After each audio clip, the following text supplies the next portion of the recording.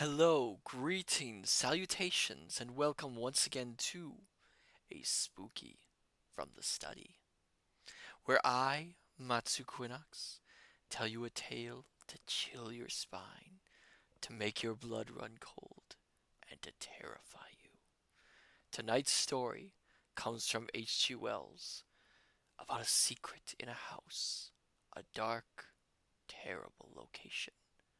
This story is called The Red Room. I hope you enjoy it. I can assure you, said I, that it will take a very tangible ghost to frighten me, and I stood up before the fire with my glass in my hand. It is your own choosing, said the man with the withered arm, and glanced at me aghast. 8 and 20 years, said I have lived, and never a ghost have I seen as yet. The old woman sat staring hard into the fire, her pale eyes wide open. Aye, she broke in 8 and 20 years you have lived and never seen the likes of this house. I reckon there's a many things to see when one's still but 8 and 20. She swayed her head slowly from side to side. A many things to see, and sorrow for. I half suspected the old people were trying to enhance the spiritual terrors of their house by their droning insistence. I put down my empty glass on the table and looked about the room, and caught a glimpse of myself, abbreviated and broadened to an impossible sturdiness, in the queer old mirror at the end of the room. Well, I said, if I see anything tonight I shall be so much the wiser, for I come to the business with an open mind. It's your own choosing, said the man with the withered arm once more. I heard the sound of a stick and a shambling step on the flags in the passage outside, and the door creaked on its hinges as a second old man entered, more bent, more wrinkled, more aged even than the first. He supported himself by a single crutch. His eyes were covered by a shade, and his lower lip, half averted, hung pale and pink from his decaying yellow teeth. He made straight for an armchair on the opposite side of the table, sat down clumsily, and began to cough. The man with the withered arm gave this newcomer a short glance of positive dislike. The old woman took no notice of his arrival, but remained with her eyes fixed steadily on the fire. I said it's your own choosing, said the man with the withered arm, when the coughing had ceased for a while. It's my own choosing, I answered. The man with the shade became aware of my presence for the first time, and threw his head back for a moment and sideways to see me. I caught a momentary glimpse of his eyes, small and bright and inflamed. Then he began to cough and sputter again. Why don't you drink? Said the man with the withered arm, pushing the beer towards him. The man with the shade poured out a glassful with a shaky hand that splashed half as much again on the deal table. A monstrous shadow of him crouched upon the wall and mocked his action as he poured and drank. I must confess I had scarce expected these grotesque custodians. There is to my mind something inhuman in senility, something crouching and atavistic. The human qualities seem to drop from old people insensibly day by day. The three of them made me feel uncomfortable, with their gaunt silences, their bent carriage, their evident unfriendliness to me and to one another. If, said I, you will show me to this haunted room of yours, I will make myself comfortable there. The old man with the cough jerked his head back so suddenly that it startled me, and shot another glance of his red eyes at me from under the shade. But no one answered me. I waited a minute, glancing from one to the other. If, I said a little louder, if you will show me to this haunted room of yours, I will relieve you from the task of entertaining me. "There's a candle on the slab outside the door," said the man with the withered arm, looking at my feet as he addressed me. "But if you go to the Red Room tonight—" "This night of all nights," said the old woman, "you go alone." "Very well," I answered. "And which way do I go?"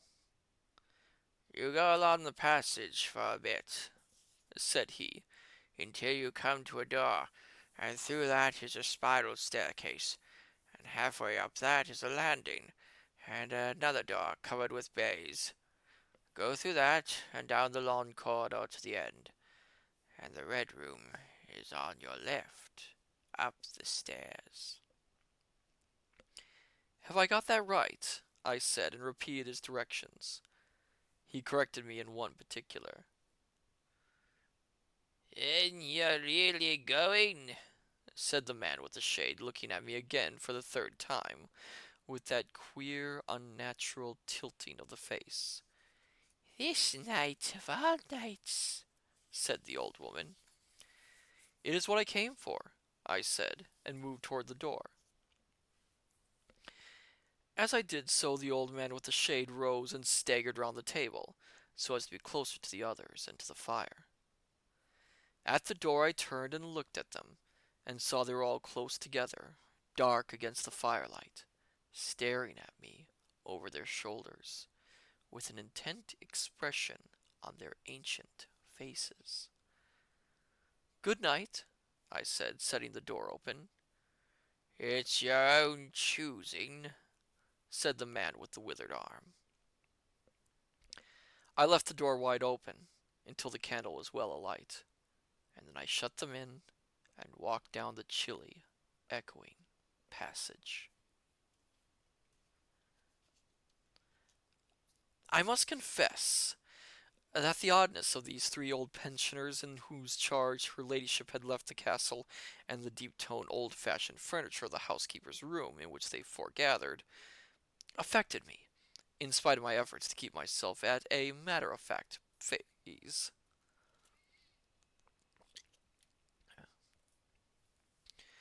They seemed to belong to another age, an older age, an age when things spiritual were different from this of ours, less certain, an age when omens and witches were credible, and ghosts beyond denying. Their very existence was spectacle. The cut of their clothing, fashions born in dead brains, the ornaments and conveniences of the room about them were ghostly. The thoughts of vanished men, which still haunted rather than participated in the world of today. But with an effort I sent such thoughts to the right about.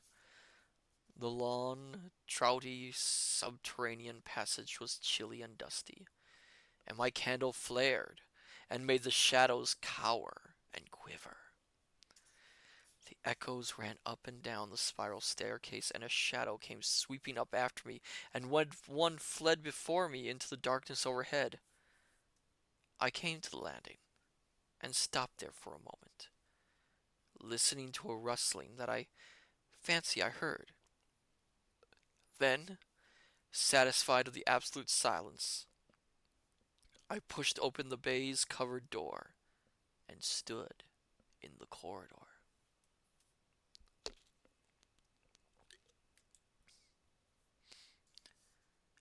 The effect was scarcely what I expected, for the moonlight coming in by the great window on the grand staircase picked out everything in vivid black shadow or silvery illumination.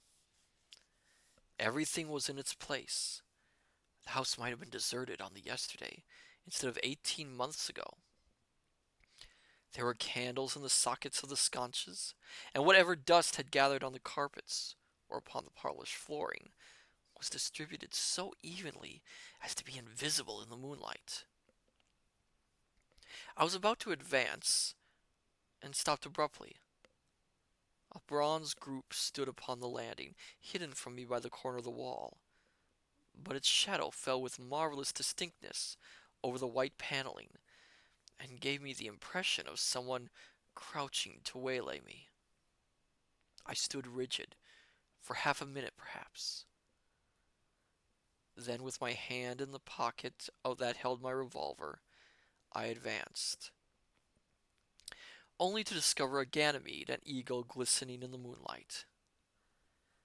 That incident for a time restored my nerve, and a porcelain Chinaman on a buhl table, whose head rocked silently as I passed him, scarcely startled me. The door to the Red Room and the steps up to it were in a shadowy corner. I moved my candle from side to side in order to see clearly the nature of the recess in which I stood before opening the door. Here it was, thought I, that my predecessor was found, and the memory of that story gave me a sudden twinge of apprehension. I glanced over my shoulder at the Ganymede in the moonlight, and opened the door of the Red Room, rather hastily, with my face half turned to the pallid silence of the landing.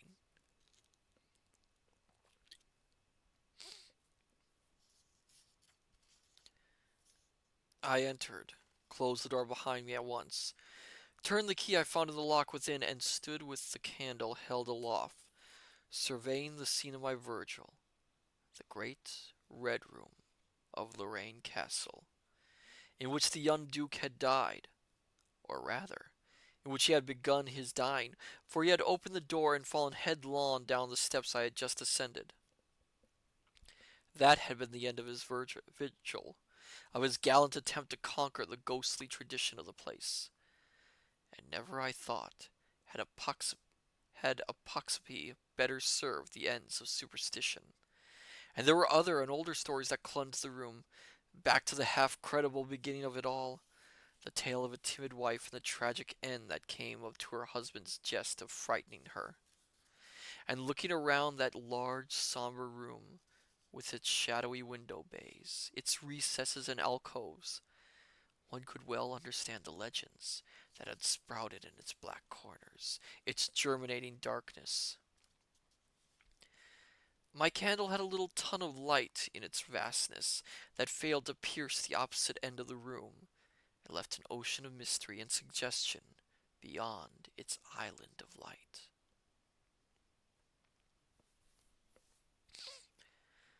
I resolved to make a systematic examination of the place at once, and dispel the fanciful suggestions of its obscurity before they obtained a hold upon me. After satisfying myself of the fastening of the door, I began to walk about the room, peering round each article of furniture, tucking up the valances of the bed and opening its curtains wide.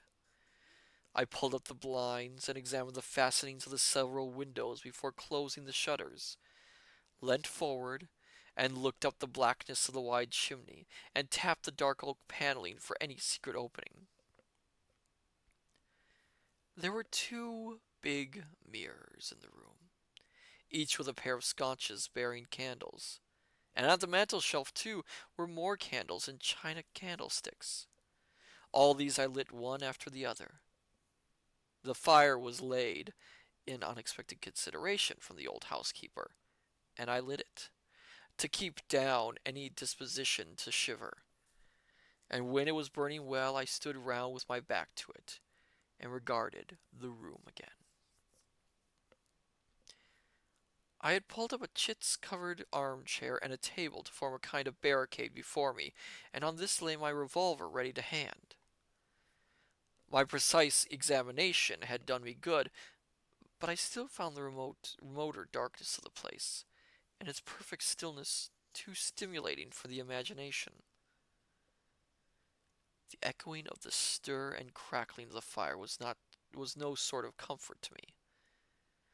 The shadow in the alcove at the end in particular had that undefinable quality of a presence, that odd suggestion of a lurking living thing that comes so easily in silence and solitude.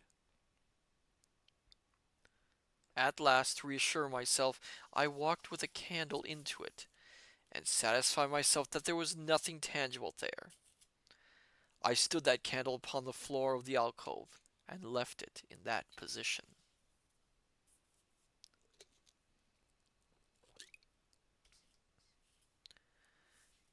By this time, I was in a state of considerable nervous tension, although to my reason there was no adequate cause for the condition. My mind, however, was perfectly clear. I postulated quite unreservedly that nothing supernatural could happen, and to pass the time I began to string some rhymes together, in Goldespley fashion of the original legend of the place. A few I spoke aloud, but the echoes were not pleasant. For the same reason, I also abandoned, after a time, a conversation with myself upon the impossibility of ghosts and haunting. My mind reverted to the three old and disordered people downstairs, and I tried to keep it upon that topic. The somber reds and blacks of the room troubled me. Even with 7 candles, the place was merely dim. The one in the alcove flared in a draught, and the fire flickering kept the shadows and penumbra perpetually shifting and stirring. Casting about for remedy, I recalled the candles I had seen in the passage, and with a slight effort walked out into the moonlight, carrying a candle and leaving the door open, and presently returned with as many as 10. These I put in various knickknacks of china with which the room was sparsely adorned, lit and placed where the shadows had lain deepest, some on the floor, some in the window recesses, until at last my 17 candles were so arranged that not an inch of the room but had the direct light of at least one of them. It occurred to me that when the ghost came I could warn him not to trip over them.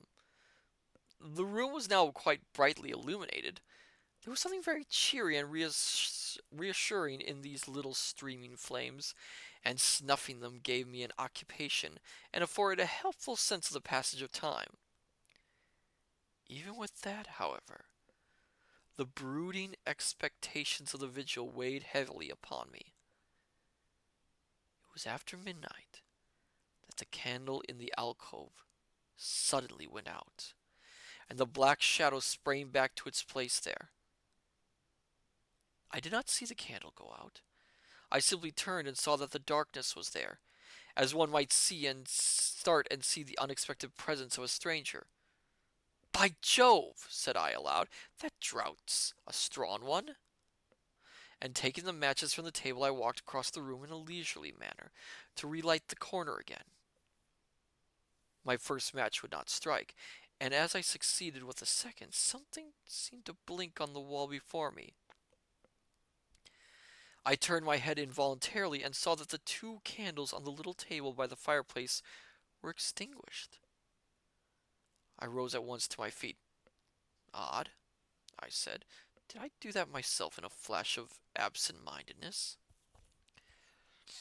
I walked back, relit one, and as I did so I saw the candle in the right sconce of one of the mirrors wink and go right out, and almost immediately its companion followed it. There was no mistake about it. The flame vanished, as if the wicks had been suddenly nipped between a finger and a thumb, leaving the wick neither glowing nor smoking, but black.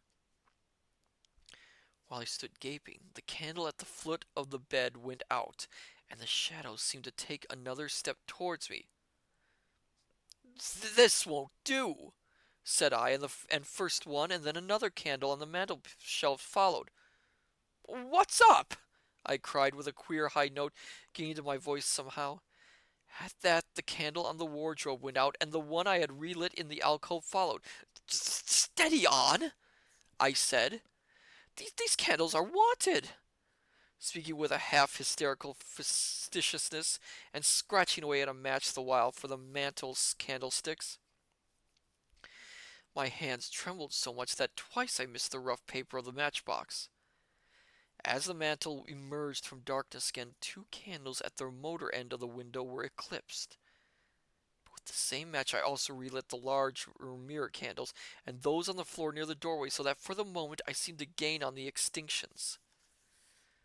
But then in a volley there vanished 4 lights at once in different corners of the room, and I struck another match in quivering haste, and stood hesitating whither to take it. As I stood undecided, an invisible hand seemed to sweep out the two candles on the table. With a cry of terror, I dashed at the alcove, then into the corner, and then into the window, relighting three as two more vanished by the fireplace. Then, perceiving a better way, I dropped the matches on the iron bound deed box in the corner and caught up the bedroom candlestick.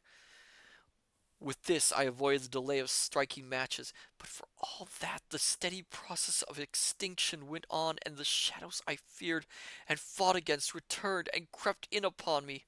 First a step gained on this side of me, and then on that. It was like a ragged storm cloud sweeping out the stars. Now and then one returned for a minute and was lost again. I was now almost frantic with the horror of the coming darkness, and my self-possession deserted me.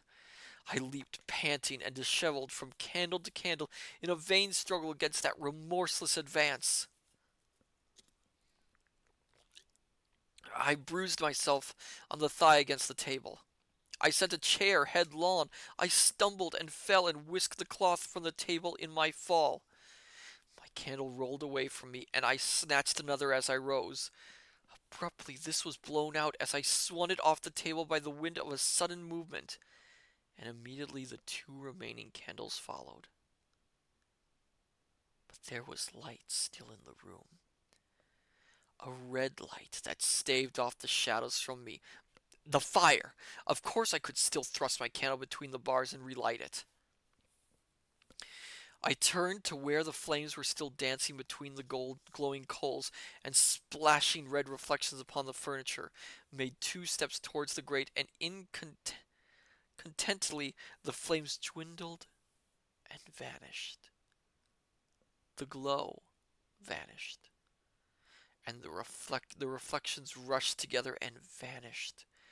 And as I thrust the candle between the bars, darkness closed upon me like the shutting of an eye, wrapping about me in a stifling embrace, sealed my vision and crushed the last vestiges of reason from my brain. The candle fell from my hand. I flung out my arms in a vain effort to thrust that ponderous blackness away from me, and lifting up my voice, screamed with all my might, once, twice, thrice. Then I think I must have staggered to my feet. I know I thought suddenly of the moonlit corridor, and with my head bowed and my arms over my face made a run for the door. But I had forgotten the exact position of the door, and struck myself heavily against the corner of the bed. I staggered back, turned, and was either struck or struck myself against some other bulky furniture. I had a vague memory of battering myself thus, to and fro in the darkness, and of a cramped struggle, and of my own wild crying as I darted to and fro, of a heavy blow at last upon my forehead, a horrible sensation of falling that lasted an age, of my last frantic effort to keep my footing. And then I remembered no more.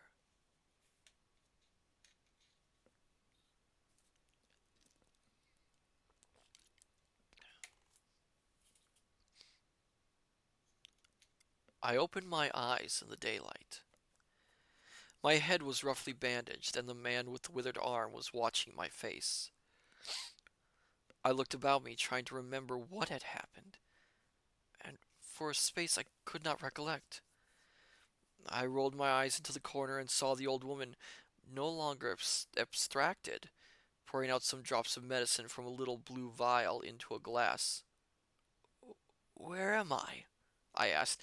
"I seem to remember you, and yet I cannot remember who you are." They told me then, and I heard of the haunted Red Room as one who hears a tale. "We found you at dawn," said he, "and there was blood on your forehead and lips." It was very slowly I recovered my memory of my experience. "You believe now," said the old man, "that the room is haunted?" He spoke no longer as one who greets an intruder, but as one who grieves for a broken friend. "Yes," said I. The room is haunted. And you have seen it, and we who have lived here all our lives have never set eyes upon it, because we have never dared. Tell us, is it truly the old Earl who... No, said I, it is not. I told you, Said the old lady with the glass in her hand. it is his poor young countess who was frightened. It is not, I said. There is neither ghost of Earl nor ghost of Countess in that room. There is no ghost there at all. Worse. Far worse. Well, They said. The worst of all the things that haunt poor mortal men, said I, and that is, in all its nakedness, fear that will not have light nor sound, that will not bear with reason, that deafens and darkens and overwhelms. Followed me through the corridor, fought against me in the room. I stopped abruptly. There was an interval of silence. My hand went up to my bandages. Then the man with the shade sighed and spoke. that it is, said he. I knew that was it. The power of darkness, to put such a curse upon a woman. It lurks there always.